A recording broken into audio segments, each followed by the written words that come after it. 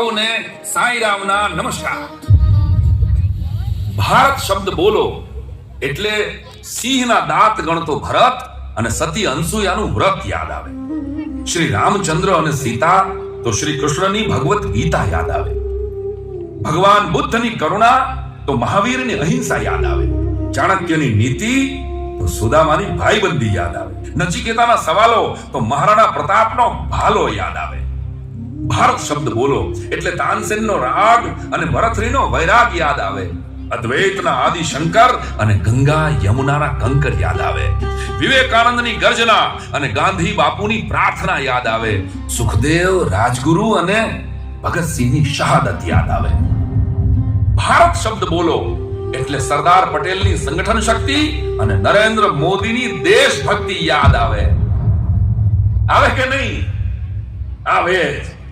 આપણે નરેન્દ્રભાઈને વધુ સમજી શકીએ એવી કેટલીક વિશિષ્ટતાઓ મારે હાથ લાગી છે. જો તમને ગમે તો તેને વધાવજો. જે ભારતમાંને નમે છે એ તમામને મોદી ગમે છે, અને જેની માનસિકતામાં વિદેશી ચીપ છે એને જ મોદીથી તકલીફ છે. મોદી એટલે જે આપણને જીવતા શીખવાડે અને જીતતા પણ શીખવાડે. સાધકની પ્રધાન સેવક બનવાની યાત્રા, વડનગરની વિશ્વ ફલક સુધીની યાત્રા. મોદી એટલે પડકારના પથ્થરોને ભાંગીને ભૂકો કરી એમાંથી નીકળતું પ્રગતિનું જળ. નીતિ, નિયત અને નિસ્પૃહીપણાનો ત્રિવેણી સંગમ. પેશન, ફેશન અને નેશનના બ્રાન્ડ એમ્બેસેડર. મોદી એટલે જેને બોલતાય આવડે, મૌન રહેતાય આવડે અને કઈ કેટલાયની બોલતી બંધ કરતાય આવડે.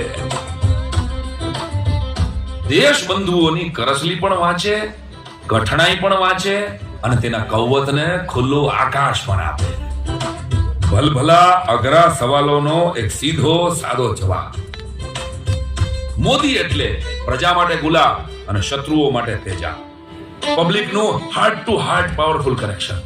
જે સહાનુભૂતિથી જીવે, સાત્વિકતાને પીવે, તેજસ્વીતાને ઓઢે અને ભારતીયતાને પૂજે, એનું નામ નરેન્દ્ર દામોદરદાસ મોદી. તો દોસ્તો, આજે નરેન્દ્રભાઈના જીવનના કેટલાક પ્રસંગો, કેટલાક કાર્યો, કેટલાક સદગુણોની એક જીવન યાત્રા તમારી સમક્ષ રજૂ કરવી છે. પણ હમણાં થોડા દિવસ પહેલા આ ઉત્સવ સમિતિના એક વડીલને કોઈ ભાઈએ પૂછ્યું કે તમારે નમોત્સવ શા માટે કરવો જોઈએ?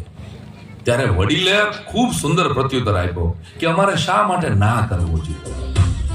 એ ભાઈ તો સીધા હાલતા જ થઈ ગયા.